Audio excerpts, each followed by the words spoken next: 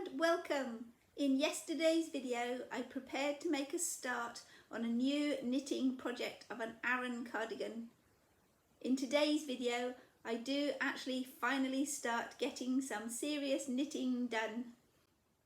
So here we are, let's jump into the video and see how I get on today. Hello and welcome back once more to another week of knitting. It is now November the 15th. So I think 10 or 11 days since I started this knitting project. And I've done loads. It's looking really good. I'm really pleased with it. Let me see. Oh, there we go. All of it. So now I've stitched this much. There's actually, I think, about 8 rows of this bottom ribbing. And there are 24 rows worth of fancy pattern. My pattern instructions tell me to repeat this fancy pattern again and again as often as I need till I get to the right length. Now I did make a mistake in one of my sections of, forgotten what it's called, cabling. So this strip here is called cabling, and in one of them there are 4. Is it this one? I mistake. Yes. In this one here, I made a mistake quite early on. It should look like this, weaving backwards and forwards through itself. But here, I got the weave wrong. So I've got this big long strip that's not twisted and woven. I noticed it 4 or 5 rows after the mistake had happened and decided I didn't want to unravel my 4 or 5 rows. I'm quite happy to live with that mistake. You really don't notice it, or I don't notice it, unless I point it out. And I'm learning and practicing, so I'm quite happy to live with that little error as a memory of my first attempts at knitting an Aron cardigan. So that's it. More and more knitting of the same. I'm really enjoying it. It's lovely and relaxing. So I'll see you probably in about a week, and hopefully I've done another great big chunk of knitting. So in super close up we've got different sections of pattern happening in the back of this jumper cardigan.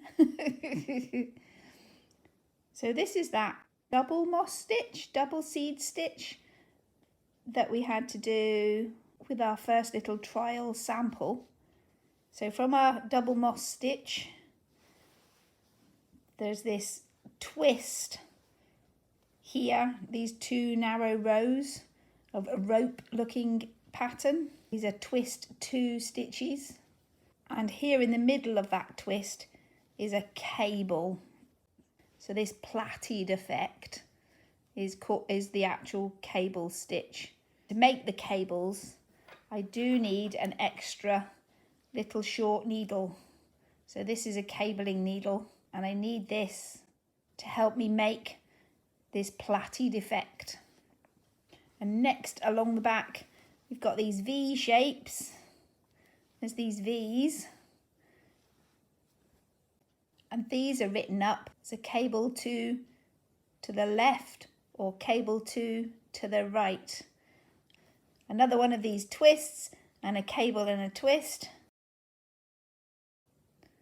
And the next section of pattern is this wonderful honeycomby weave that runs right down the centre of the back panel. It looks like it would be really complicated to knit, but honestly it's not that bad. The pattern's broken into sections of 4 stitches at a time. We're going to cable 4, which means putting 2 of the stitches onto our cable needle and either laying them at the front of our knitting or at the back, depending what the pattern tells you. And then we will knit the 2 stitches that are still on the knitting needle.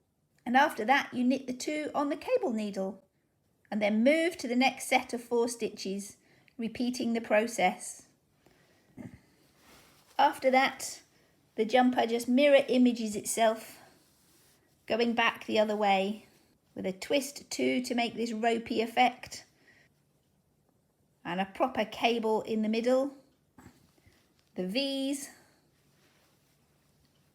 another twist and cable, and at the far side of the jumper we're back to that moss stitch, double moss stitch. Now back to the knitting. Here's a purl stitch, you bring the needle in from the back, and then I have a twist 2, so stitch 2 stitches, separate them and put the needle back in between and pull up another stitch before knocking everything off the needle, followed by another purl stitch. And when I do the back,